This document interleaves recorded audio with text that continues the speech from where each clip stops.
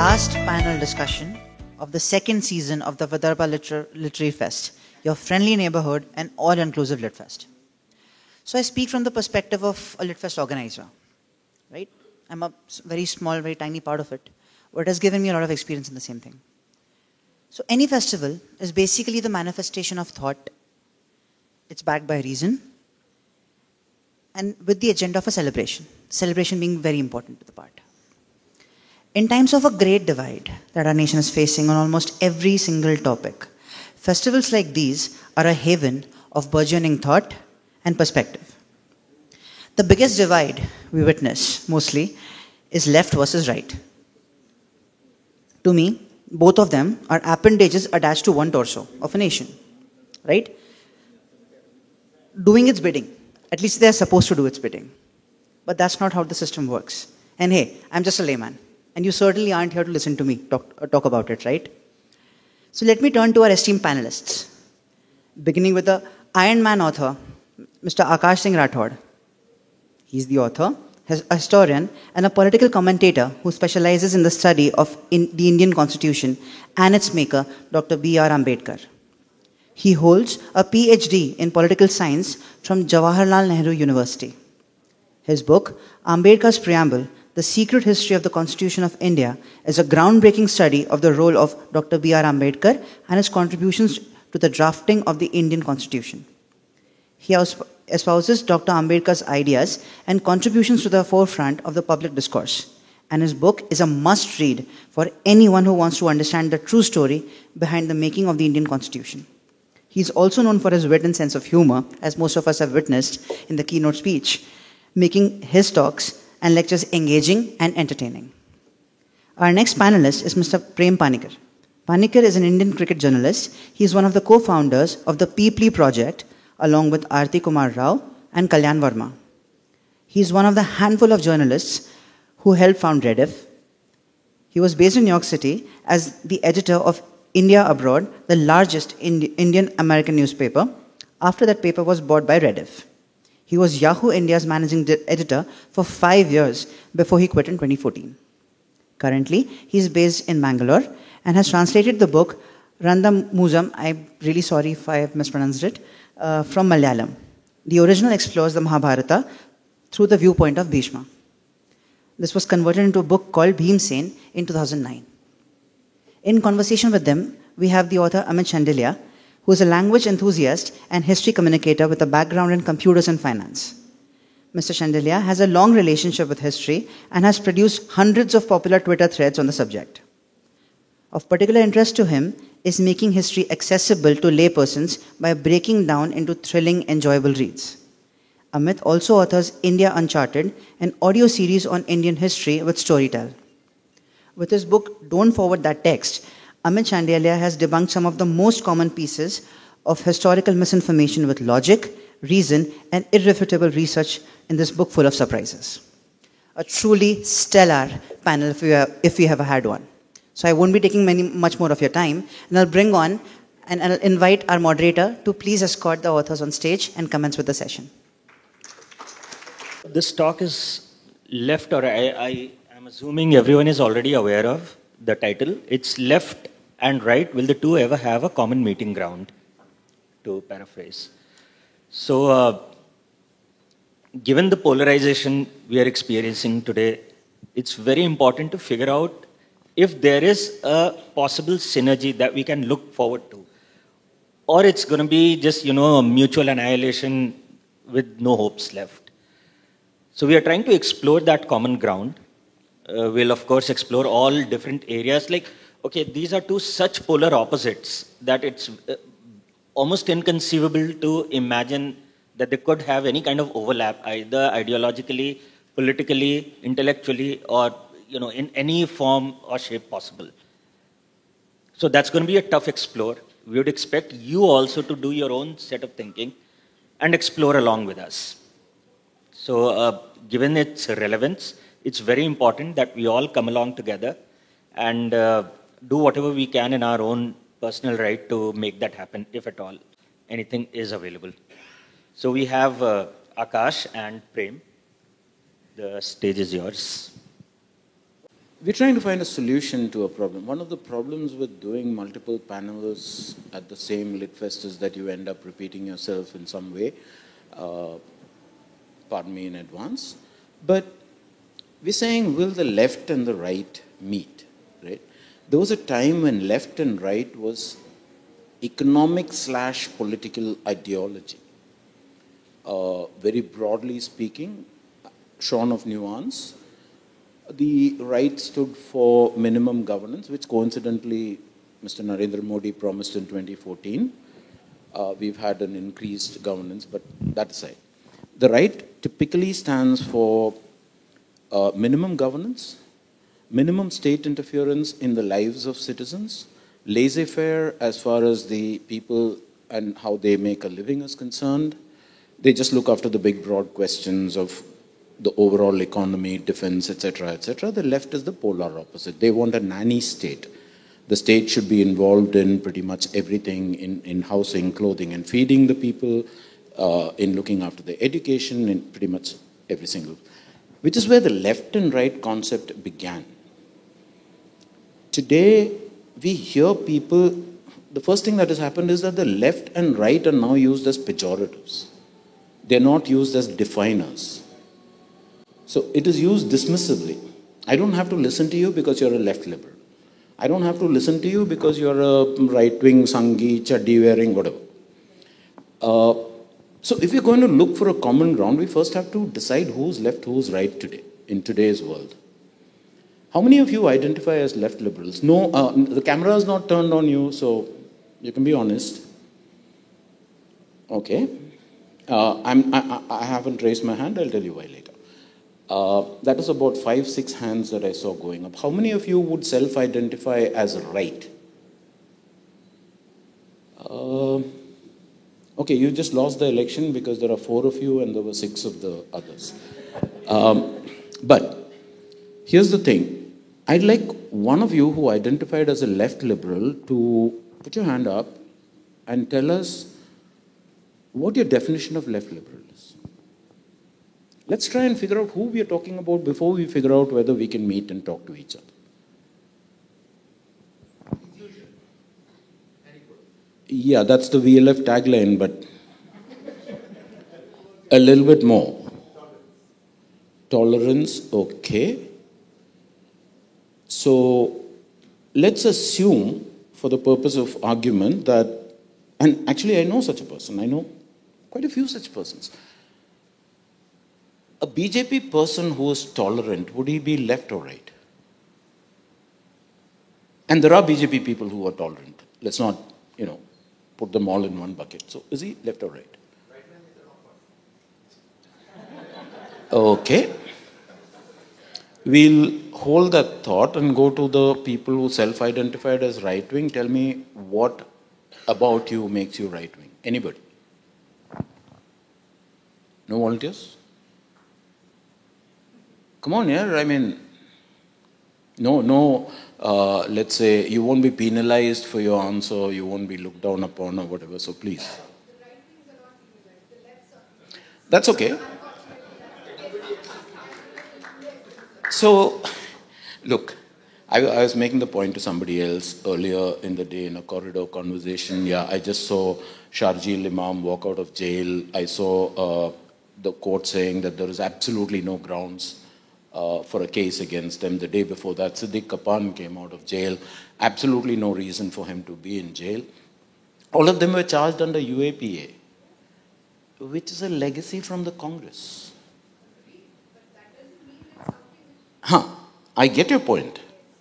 They've misused it. The BJP has misused it. How did I say we? Anyway.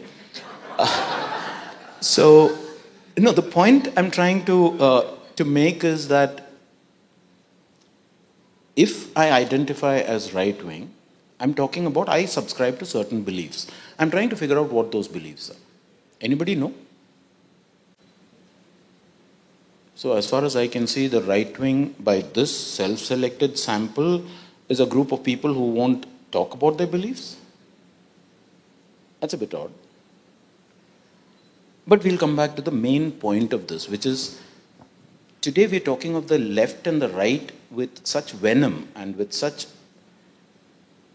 almost a pugilistic or an adversarial sort of tone of voice that we've started talking past each other and not to each other. Even when we do talk to each other, we talk to respond, not to listen.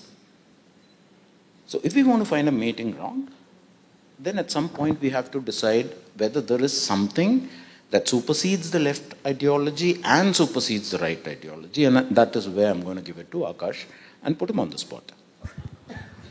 Thank you. Prem, we had a conversation earlier where you had asked that question that you've just asked the audience. So I did some homework.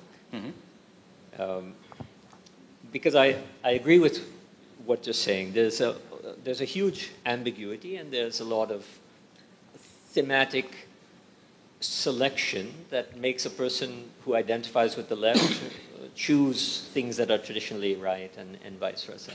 So I just noted down what I think, like the answer the gentleman gave is maybe a necessary but insufficient answer, right? It's a central component. There are a basket of components that we characterize the left by. First of all, as political parties, they're easy to identify, right? Communists, the left side of Congress versus BJP and other nationalist parties and so on. So fine, we have one political definition. Yes. This is, it's an unconscious thing that I don't want to be talking in. Ideologically, so we have these concepts like secular.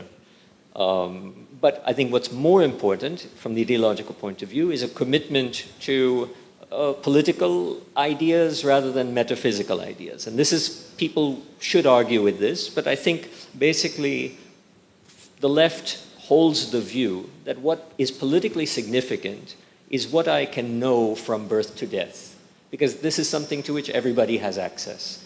Whereas on the right, you have a more metaphysical idea that birth to death is just a moment, and maybe things from before you were born or things from after we die have a contemporary political significance. And this is a very right way of thinking, more theological, metaphysical. And then you have certain beliefs, like the use of science towards human progress, as opposed to just some technical use of science. You have on the left a commitment to what are traditionally called red rights, non-justiciable rights, rights to food, rights to work, whereas on the right you want only civil and political rights, and those even, when they concern the individual versus national interest, are to be sacrificed for the national interest. So red rights on the left, blue rights on the right, but on the right, nation trumps those rights as well. And then we have this idea of the function of the state, that on the left, the state has an obligation to come in and help, whereas on the right, the state has an obligation to stay out of it unless we need you. We want you.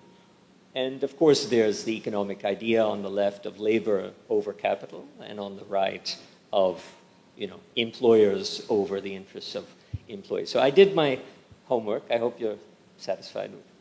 Yeah, and I'd like a round of applause for Akash, because you're a very obedient audience, but you also have a hair trigger. I didn't tell you why he needs a round of applause. He just walked out of one panel in the next room, walked in here, and answered the question with absolute clarity, which is what I was talking With homework, no less. Yeah, with homework. Sorry. Yes, sir. Would you like my mic? This is a problem with the contradictory definitions. For example, you talked about right where the nation trumps the individual, whereas left is a nanny state where you give example, they have right to food. And the way you can enforce right to food or right to is by suppressing the individual's right to their earnings, taxing it, and taking it to spend it on social programs, right? So there's no consistency in terms of, hey, left also trumps society over individual rights, right? It says, hey, society deserves your money or your food or your land for equitable distribution. So I find it hard that, like, even within the definition. I think you misunderstood what I was saying on that point. But I do understand the point you're trying to make, that in either left or right, you'll have an ideology and you'll have a practice. And sometimes, or most of the time, that practice actually belies the ideology. And that's certainly true. Maybe that's one way that the left and the right can come together. They're all hypocrites. And yeah, I mean, I totally agree with Akash. And here's the thing, and we'll get to the solution part of it. Not that it's going to be solved on a panel like this. It isn't. It's going to take us quite a few years before we flush out a lot of the poisons in the system. But the problem, so we're talking about conversing. It's only through conversation that we're going to find a middle ground. We're going to find things that we can agree with. The problem with having this in, I can't see this audience at all, sorry. Yeah, so I want to try a little experiment. How many of you like toast, like jam with your toast? All jam people? Okay, anyone who doesn't make jam at home, would you volunteer to answer a question? Anybody? Okay, the gentleman at the back. Do you have a preferred flavor of jam? I beg your pardon? No, never mind what you don't like. What do you like? Strawberry, pineapple, what? Orange? Pineapple jam, great. So you go to a store and you buy pineapple jam. Perfect. Please tell me what the ingredients in pineapple jam are. This is the problem with labeling, whether you're talking of a jam jar or you're talking of a human being. The minute you stick a label on something, it means that people do not have to think beyond that label. So, the gentleman over there likes jam, goes to a store, sees something that is labeled as jam, picks it up and comes away. He has no idea what the ingredients are. For all you know, there is no jam in there or there's no pineapple in there. You don't know. But we've decided that that is jam. And the pejorative side of that is, you call me a left liberal communist, whatever, you have reduced me to, let's say, a big broad bucket without understanding that we are all humans and that we are all different even in our ideological leaning. There might be things about the left I might identify as, that's why I said I don't identify as a left liberal, because what the left seems to stand for today, there are things that I don't like. And there are things that the right stands for today, or professes to stand for today, which I wish would come true. Simple example, the Uniform Civil Code. What's wrong with that? What is wrong with saying that a country should have one set of laws? That is not a communal statement. That is not pointing at any particular group or whatever. It is simply saying something logical. A country needs to be governed by a common set of laws, period. I have no problem with that. Which means my left liberal friends will kick me out of the group. Pardon? Well, thank you. But that said, so what I'm trying to get at is, we are probably, by over-labeling, we are probably short-circuiting conversations altogether. I don't have to talk to you because you are, excuse me, a right-wing Sanghi. Or I don't have to talk to you because you're a pseudo-intellectual left-winger, whatever. Unless and until we start talking together, we're not going to find a meeting ground. So let me ask you this. Forget about left, right, center, all of that. You as an individual, what is the one thing you want out of life? Pardon? Happiness, okay. Let's drill it down because, okay, we are relatively a privileged audience, but let's go to the, grassroots. Can we agree that the average person's, the grassroots person's single biggest dream is the classic roti kapda makan? We can, right? So what happens is that person needs a tin roof over his head. He's got a makan of sorts. He's got one or two sets of clothes that he manages to rotate somehow. And if he's having chapatis with onion and a chili, he's at least fed. And then he starts dreaming of the day when that chapati will be accompanied by a dal tadka, when the chat over his head will be actual concrete. He shouldn't do that because concrete heats you up, but never mind that. Concrete, he wants more than 2 pairs, he would like something to sleep in. So we are basically at heart, all of us want the same thing. Today I'm living in a 3-bedroom house that is rented. I'd like my own house. If we get to that common aspiration, then can we start agreeing on things? Can we say this policy does not give me those things, therefore it is bad, it doesn't matter whether it came from the Congress, the communists, or from Mars? Pardon? Yeah, exactly. We do not have an economic, as far as political ideology and even economic ideology is concerned, I'm glad that you actually read the manifesto because I haven't come across too many people who do that. But that said, yeah, you're absolutely right. The economic agenda seems to be the same. The political agenda more or less seems to be the same, which is election jeetna hai. So we've reduced politics to winning elections, and we've reduced economics to making big grandiose Amrit Kaal aane wala hai. 2024 we are supposed to be at 5 trillion, 2027 we are supposed to be at 7 trillion, 2032 we are supposed to be at 20 trillion. According to Piyush Goyal and Ambani said, no, that's too small, it's 40 trillion. Yeah, so that is where we are. A bigger question before that stage, whether we find a common ground or not, is the why. So, like very lucidly explained by Prem, we all have those 3 common needs: roti, kapra, and makan. But the question is, everybody has that, more or less, in different degrees. I mean, even if you have a roti and an onion, you do have that. Beyond that, you feel your needs are a temple in Ayodhya, or the progress of Rahul Gandhi, his career progression, or or whatever Arvind Kejriwal is doing, like whatever your favorite leader is doing. You are more concerned about your icons, your political icons, or your ideological victories than your roti, kapra, and makan, because everything seems to be fading in the background, right? At least that's what the voting pattern shows. Why is it that anyone should even bother to begin with? To bring, because if you go on social media, you'll see the left versus right friction. However, we define left and right, but the left versus right friction generates a lot of excitement, adventure, and humans are argumentative. Maybe Indians more so.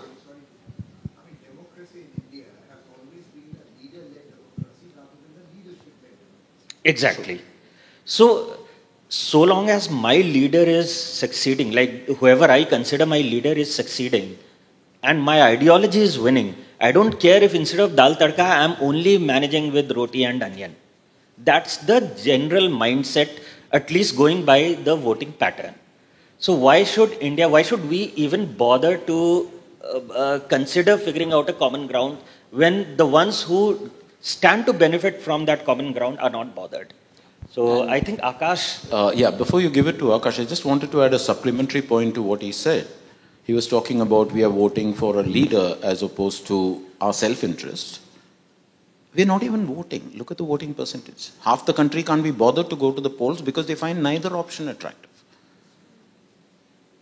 So, yeah, I mean, what we have created is, on the one hand, so much noise that it overwhelms us and stops us from thinking, and on the other hand, a society, a political ecosystem, a cultural ecosystem that has reduced a lot of us to a sense of complete apathy.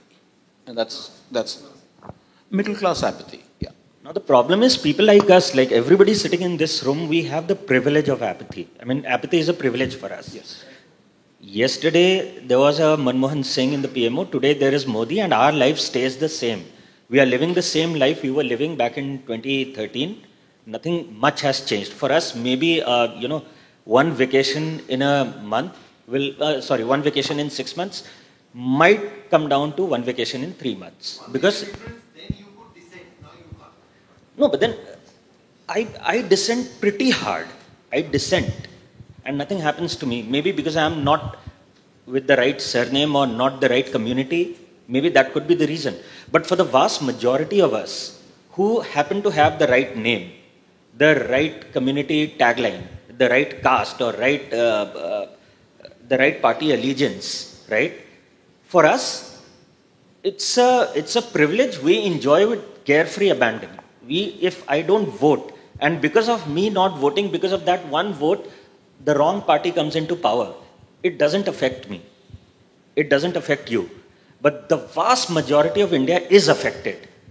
The poverty line has, forget about the poverty line, the poverty rate has gone up, unemployment has gone up, and those who are at the receiving end will go back to vote for the same actors who triggered this fall in the first place. Now, I'm not taking side of any party, I'm just saying whoever is affected by their voting choices, they're not bothered. We have the immunity they don't have. So, the question we circle back to is, why should we be the one bothering in their behalf when we have the privilege of immunity from their stupid voting choices? I say the word stupid not just for, say, a BJP voter or a Congress voter. I'm saying stupid when you are voting for anything but your self-interest. You're voting for a temple, you're voting for a leader, you're voting for a face, you're not voting for whose economic policies are going to have what kind of impact on you. You're not voting for that. Then why should we be the ones thinking in your behalf? So that's what I want to hear from you. Okay. Amit, there's something a minor point that I disagree with, but I think it's a big issue. I don't think we're unaffected, because as a person who speaks in public and as an academic, I will very honestly tell you that I have a fear of being arrested for what I say. And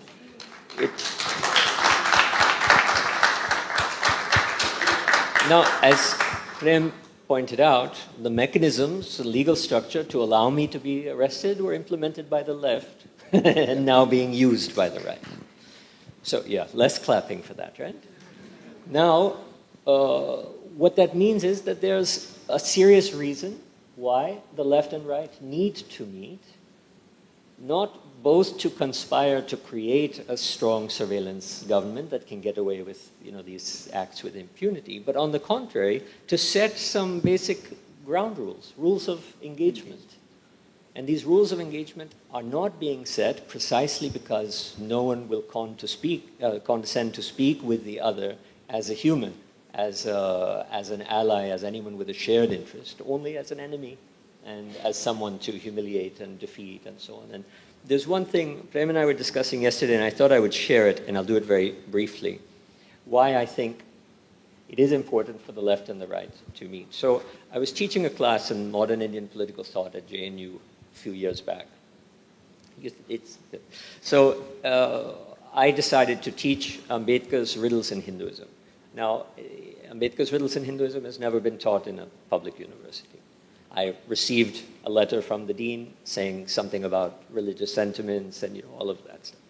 But more importantly, the first day that I'm going to class to teach, there's a group of students, ABVP students, who are protesting in front, and they won't let me enter the classroom to teach this book, which they find offensive and so on. Of course, all the left is in the classroom waiting, and then they come out and push the right-wing students away and protect me and let me come into the room. So I go through 6 weeks teaching them with protests outside. Little did these students know, who are in there with me, that the next reading is Golwalkar's We, or Our Nation, who had defined. Now guess what happened? They were outside, they wouldn't let me enter the classroom. Inside the classroom were all of these ABVP students with their notebooks open and ready to go. Now, the juncture here, there are obviously two directions. One is, this is not just a university, it is a great university. It's a university with very brilliant, potentially life-changing for all of us people who attend this university. And yet, this ideology of left and right prevents them even from reading a book of a spokesperson position. And if you can't read and you can't communicate or discuss, what are you left with? You're left with the violence that we always see on campus.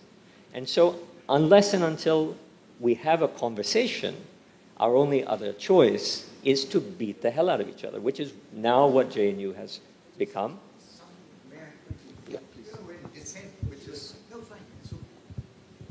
When dissent, we're talking about dissent. One of my friends said dissent.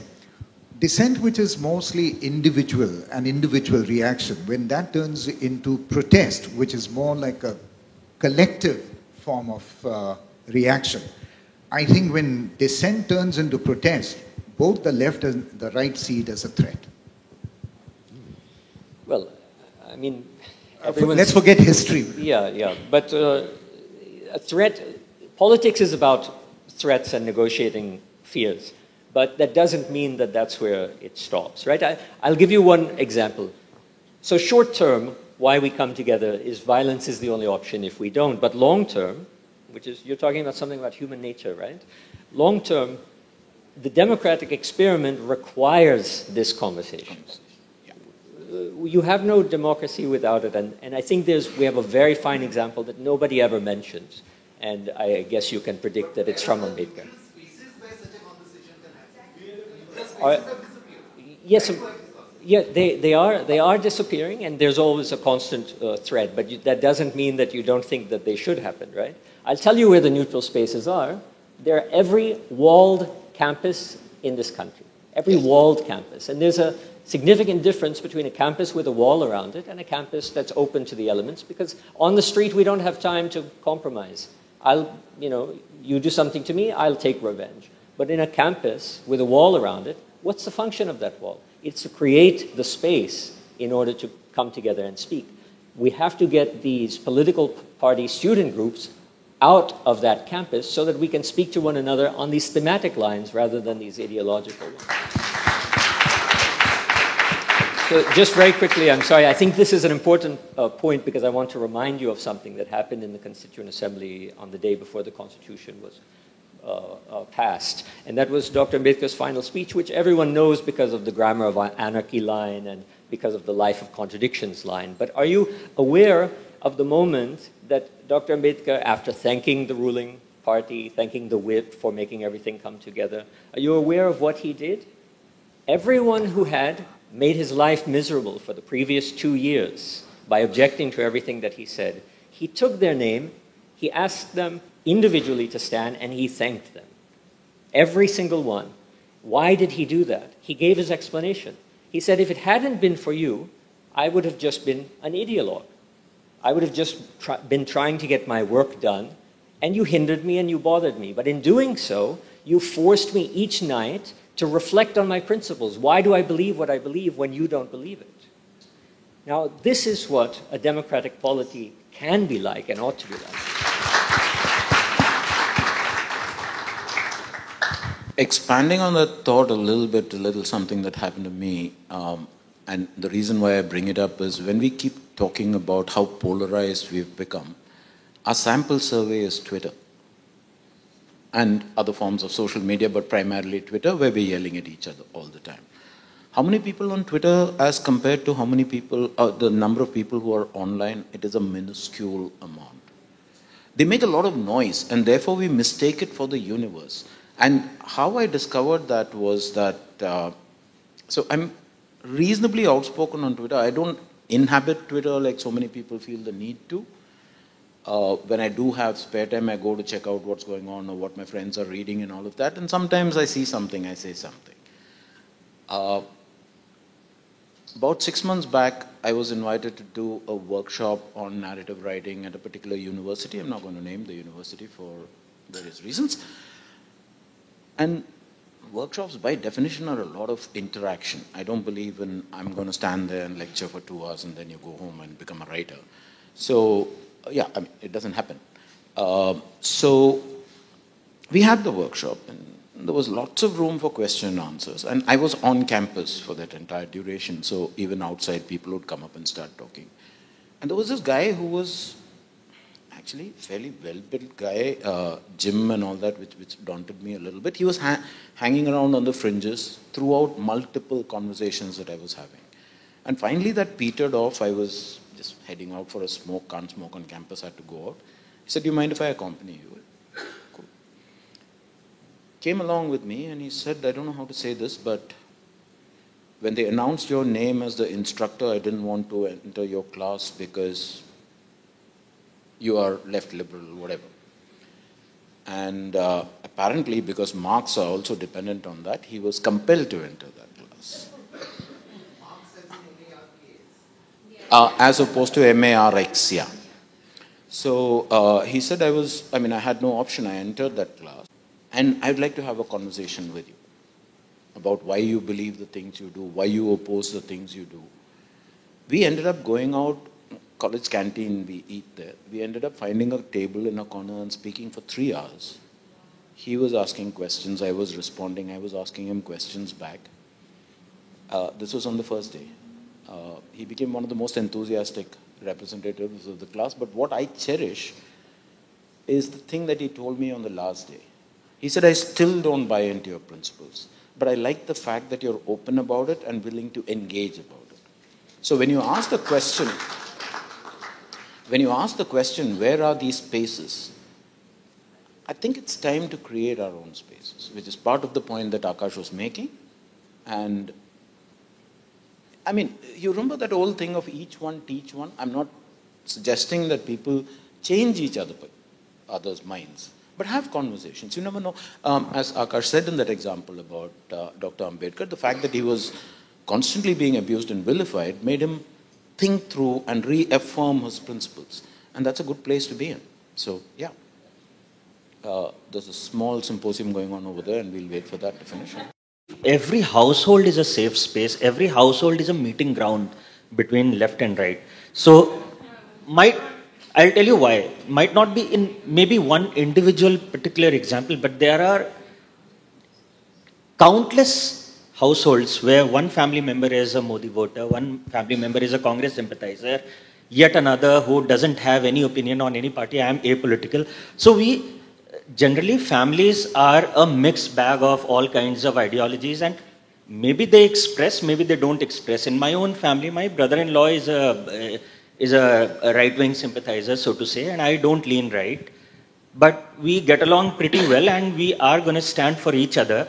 Whenever either of us is in trouble, we won't lynch. If I tell my brother-in-law I had beef elsewhere, somewhere, my brother-in-law is definitely not going to lynch me, right?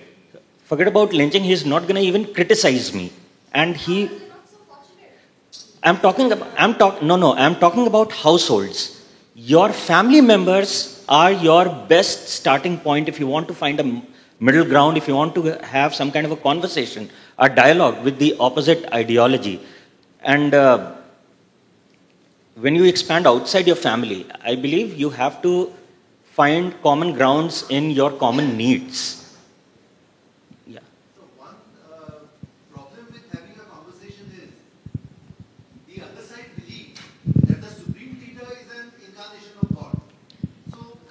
Let them believe that. Let them believe the supreme leader.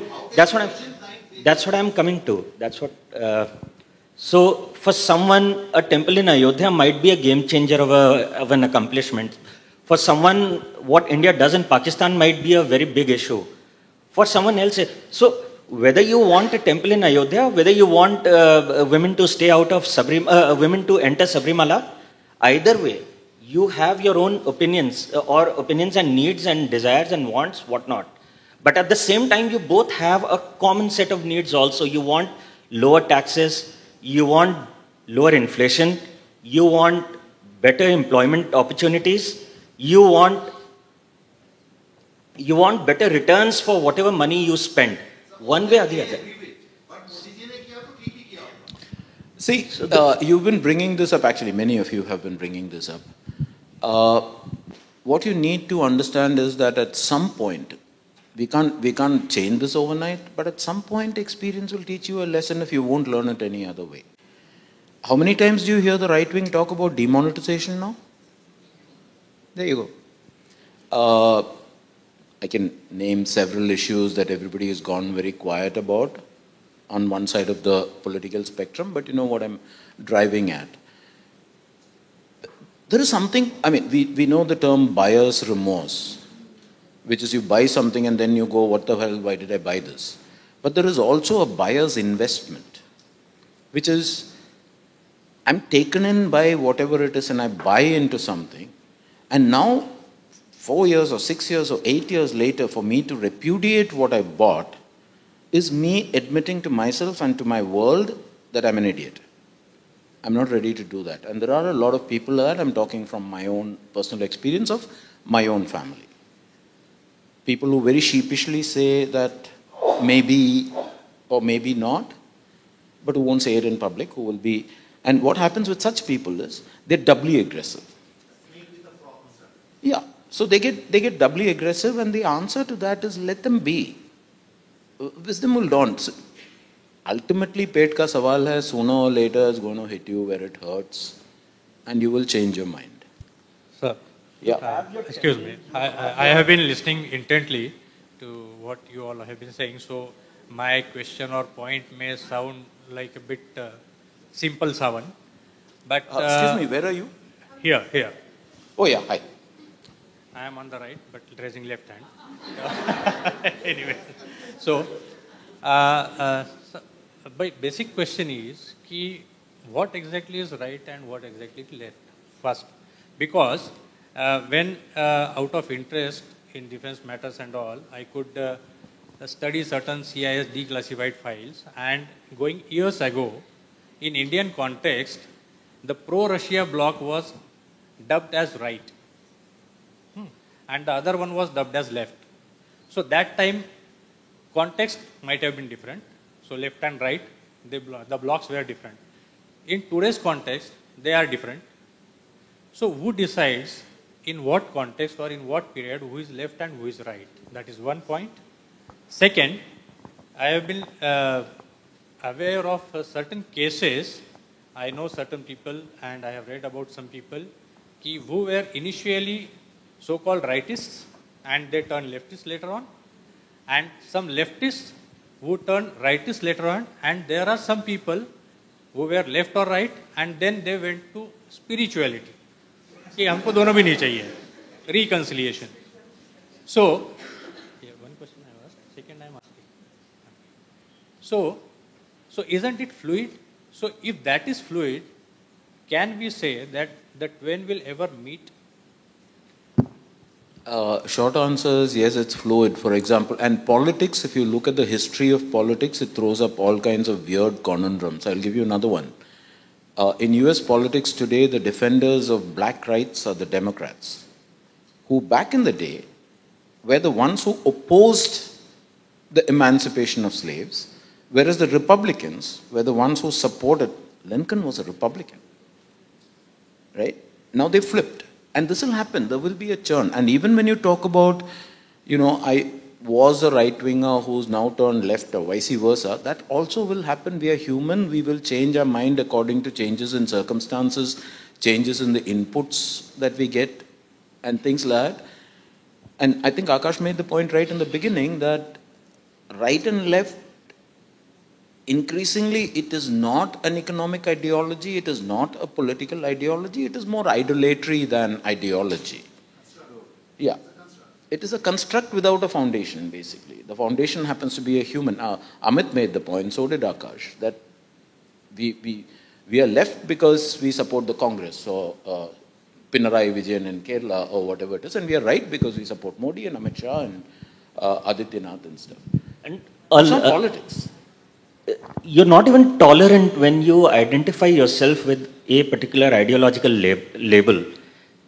It's dishonest to assume that you are by default tolerant just because you are left, or by default you are of a certain trait because you identify with a certain label.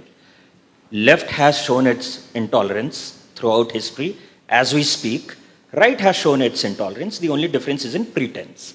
But that aside, again, circling back to what I was talking about, the common ground, if we are each one of us is a bit more selfish, self-centered, and bother about things that directly impact us, I guess that direct impact area is going to be our common ground for, like, whether it's somebody making less than 200 rupees a day, somebody living in a big mansion, everybody has one common ground to agree on, that they need money more than what they have. They need prosperity more than what they have. They need more for whatever money they have, more than what they used to afford before. So you have your temple, I'll have my secularism. We can fight on that. But can we agree on our needs, the basic primal human needs? Once we can agree on that, despite those differences, we can have a dialogue and we can convince each other of voting or siding with, not with people, voting not for people, but on ideas, but on policies and how those policies impact us more directly. That is one thing. And so that will be basically circling back to the original definition of left and right, which was economic and not ideological, right? So because end of the day, humans are driven by economy. It's all like Marx, it was Marx who said, right? Everything is a struggle for resources. So that is one thing. Now, another common ground could be social media, ironically speaking, although social media is the most hotly debated area because that's where the veil of anonymity gives you a superpower that you can say things you would not in reality. Such a good meeting ground. Yeah, but, yeah. I'm sorry,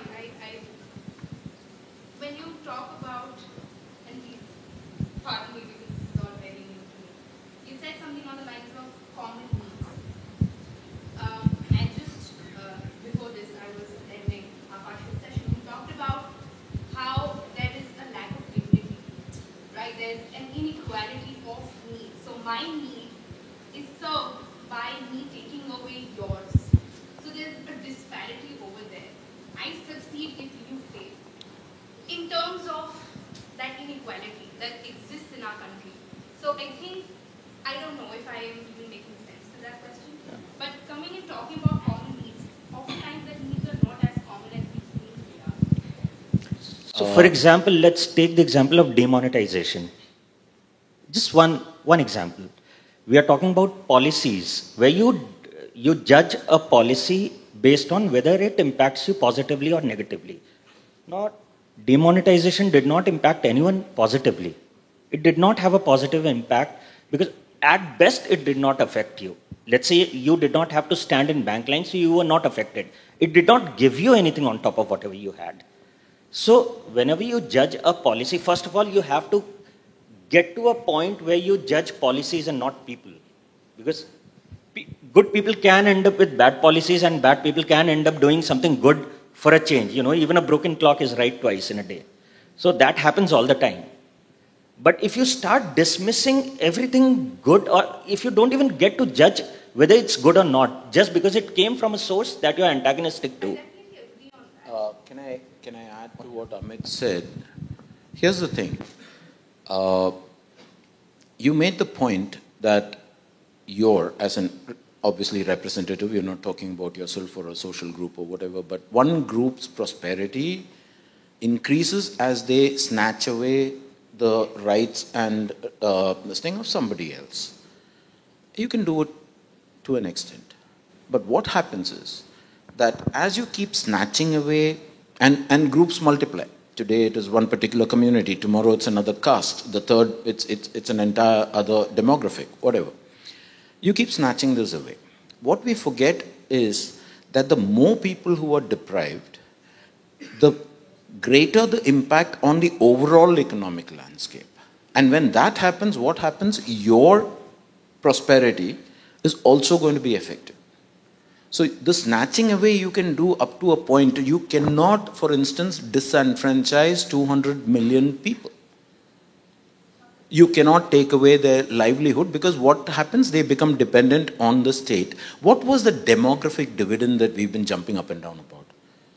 We said that right now, actually, 2020 to about 2035, 2040, Amrit Kal, what is going to happen? We would have the youngest population in the world. What does that mean? It means that there is more people capable of working than there are people needing assistance. So, if that demographic dividend had paid off, we would now be soaring. As opposed to what are we doing? We are fudging numbers. We start the annual budgeting exercise by saying, oh, we are predicting 8.3% growth, and then it becomes 7.2, and by the time the final results are out, we are somewhere around 5.9. Instead of soaring, we are going down. What does unemployment do? It puts more people dependent on the state as opposed to those people actually working and contributing to the state. Why is all this happening? Because we've been busy taking things from each other. So, yeah, we are doing that. Like lemmings, we pretty much, actually, it's a fallacy that lemmings commit suicide en masse, but still, to use that as a metaphor, because I couldn't think of anything else, it's been a... Yeah, sure. Considered by who, please? Hang on. I have a problem with generalization. I'll tell you why. Rahul Gandhi is considered a pappu by who? Media. Which media? See my point? Ultimately, there is no such thing as, there is no amorphous... I'm sorry to interrupt you, but... No. What I want to get across is, there is no unified group of media... Why? Why can't you define me on my actions and not on your... Hang on. Pardon? If we don't bracket them, it will become very vague. He's trying to reach to a certain point which he wants to communicate. I understand the point, and I completely agree that there is a stream of thought about that labels a certain sect as something and a certain other group as something else.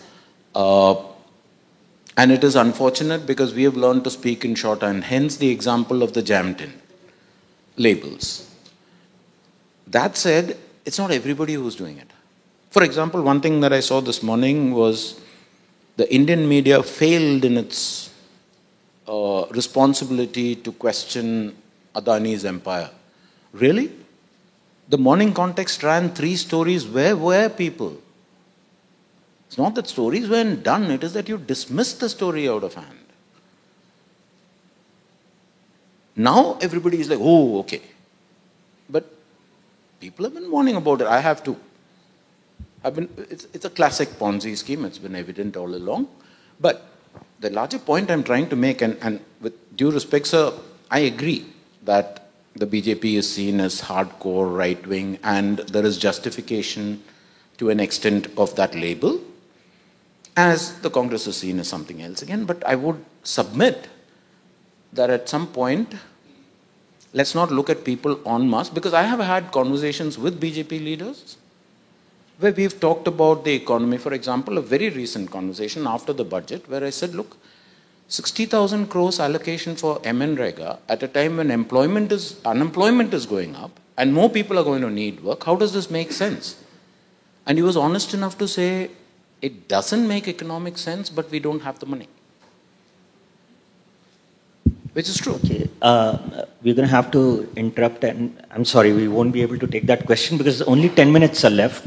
And in those 10 minutes, I would like to touch upon something very, very crucial, and which I tried to some time back and we could not.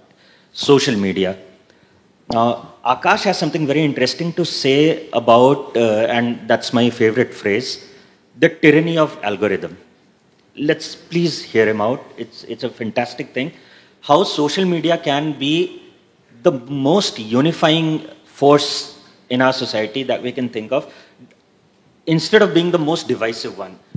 Understood, social media has a very tiny footprint compared to the total size of the demography. But that small size has triggered revolutions all over the world in different places and triggered, fall of governments. So what potential it has is beyond debate. How it can become the unifying force instead of whatever it is what Akash has to contribute. I don't know what he's talking about. I'm joking, I'm sorry. There was a moment when Amit really went up. No, I mentioned it to Amit because of his book title, and this is something I think inclusion was mentioned and so on.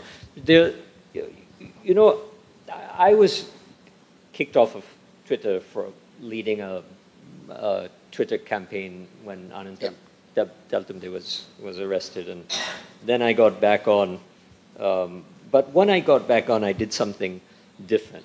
What I did was is it called subscribe?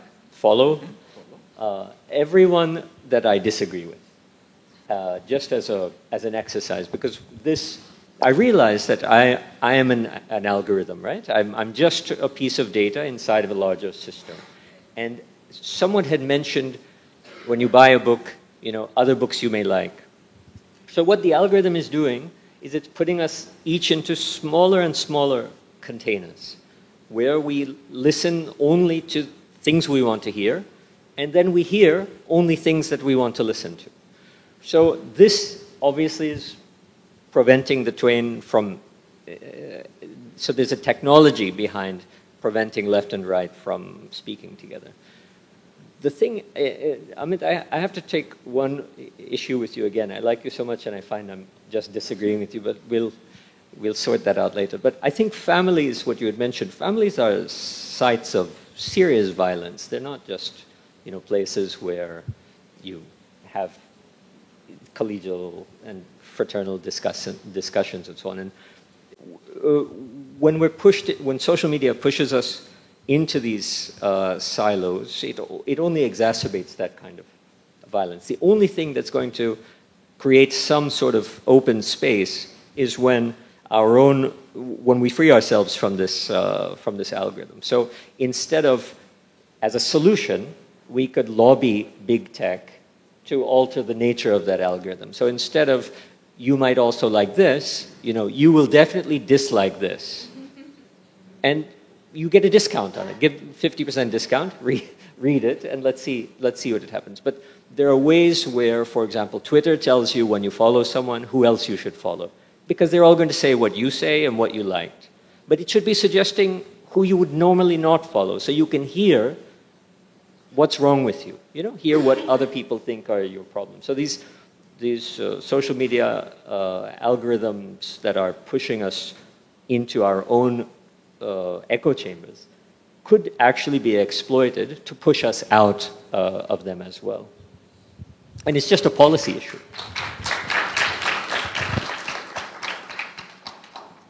Sir, I have a take on that. I tried doing the same, that is to watch debates. But then when I found, like Times Now, Mr. Arnab Goswami, half the times I should find it's waste of time. So I Republic TV also. I stopped watching because initially I used to watch those debates just to see what is the counterpoint they are trying to put. And I always felt that it was very foolish. Half of the time there is tussle, half the time it's waste of money. Yeah, I think you're completely right. I wouldn't invest any time. From watching all those channels. Yeah, but don't watch anything. No, I don't think that's. I'm not joking. I don't watch. No, you listen to people that have. That's through debates, right?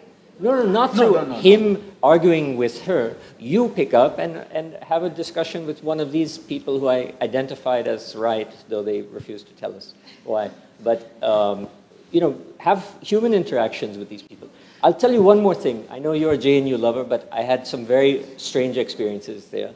Once I went to go speak to one of these students who was talking how I'm an anarchist, homosexual, and all of these, anti-national and whatever. I went to speak to him, and I said, what is it exactly that I say that you find so offensive? Two things happened. He opened up to me. We became friends. Number one, very nice. Everyone who supported me against him turned against me. Why are you talking with that guy? Right? So you need to break these barriers. I'm sorry I'm lecturing to you. I have experienced that the only way that I grow is by breaking these barriers. Forget the television. They're just trying to make money. I mean, we know that capitalism is actually the problem here. It's not left and right. But it's global capitalism, corporations, and so on that's driving us into these situations. So that's a larger issue. But the only way that I have experienced any understanding that transcends what Prem has been talking about over and over again is, constantly putting someone in a box and then you dismiss them. The only way that I've overcome that, no television, forget that. It's absurd. Just have experiences with people who you don't like and who especially don't like you. And as a woman, I mean, that's a different situation, but, you know, however it's possible.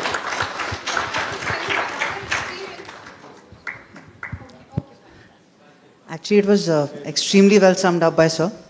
And I'd just like to say that matters of political discourse and discussions, when taking place in the safe haven of world communities, might one day, I can surely hope, lead to all the walls that we have created break down, where there's free thought, free speech, and freedom and equality reigning everywhere.